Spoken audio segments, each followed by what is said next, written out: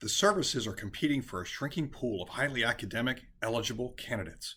To meet end strength, the Air Force Recruiting Service must recruit from those who do not have a propensity to serve.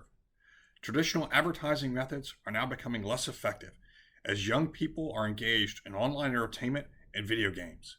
2/3 of Generation Z play a video game every single day. Fortunately, Smarter Reality has tackled this problem before. We've been awarded a contract to build US Air Force X, the Wing Commander Simulator, a mobile real-time strategy game that AFRS is going to use to reach and educate game-playing members of Generation Z. Our proposal is to take this game and expand it into a full-fledged esport by adding competitive play, spectator, commentator, and live video streaming capability, and powerful community systems. Now, an esport is a multiplayer video game played competitively for spectators. It's a fast-growing source of entertainment for Gen Z. From packed arenas to millions of hours of live streaming content, over 500 million people will watch an esport this year. To put that in perspective, there are more esport viewers in the US than there are for any US professional sports league other than the NFL. But it's not just people who play, it's about the people who stream. Streamers are people who play and watch other people playing video games, record their comments, and then put those videos on YouTube and Twitch. Esports are rapidly replacing other entertainment options as Gen Z consumers watch these videos. Top streamers have tens of millions of viewers, stream video games for hours a day, produce thousands of videos a year, and frequently get millions of views per video with tens of thousands of engagements.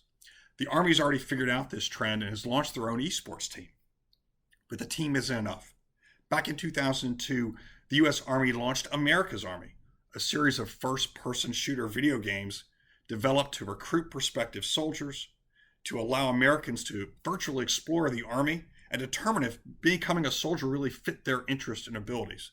It was a way to virtually demonstrate Army values and career options. But that's old news. What Gen Z wants today is an esport. An esport's going to reach a broad range of Gen Z, either as player or viewer, with authentic, targeted information about the US Air Force to demystify the service and really humanize airmen. You see, Gen Z doesn't want to be marketed to.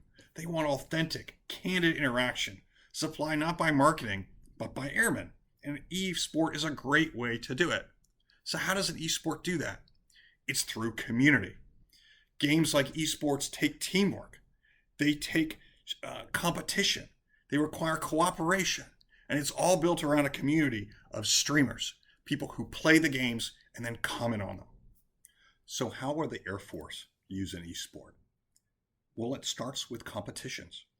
Competitions sponsored by AFRS that can include civilian players, Air Force ROTC students, US Air Force Academy students, college students, recruiters, and airmen. Live streams of all of this activity can reach tens of millions of game players. The Air Force can also sponsor esports tournaments of its own, using the game played online or locally at recruiting locations. This could take place at colleges, at schools, or even in the recruiting installations themselves. In fact, the recruiters could form teams and play against online candidates.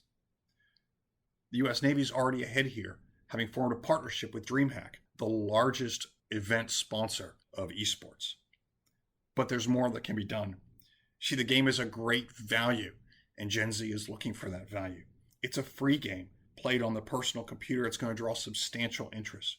Combined with the Air Force brand, streamers will quickly pick up the game, driving interest and adoption. The game can also include customizable items, virtual goods, that players can get by completing challenges or for taking a recruiting action. Imagine if players can obtain a Tuskegee Airman Red Tail fighter if they just listen to a recruiting presentation.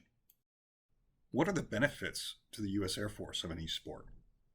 It's a chance for players to be exposed to the Air Force family business, to see players perform Air Force missions, and to have a chance to play against and interact with Air Force persons, all inside an authentic experience.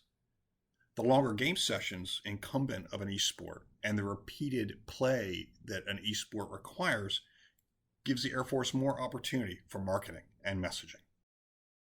To turn US Air Force X into an esport, we'll need to add complete multiplayer experiences, new game mechanics, and an advanced spectator mode to allow viewers to experience the game. Fortunately, the game is being built on the Unity game engine. This is the most popular cross-platform game engine in use today, with nearly half of the market for video games being built with this technology. It's also a technology that we have extraordinary experience in. The principles of smarter reality have been building video games for more than 50 years combined, with video games launched on all major consoles, PC, mobile, the web, and social. Adding esport mechanics into US Air Force X is going to open up incredible new opportunities for the Air Force Recruiting Service to engage with potential candidates, educate and encourage Generation Z to consider the US Air Force as a career. It's going to give the Air Force a terrific presence online amongst millions of Gen Z that have transitioned away from traditional sports into digital entertainment. Thanks for the opportunity to present today, and we stand by for questions.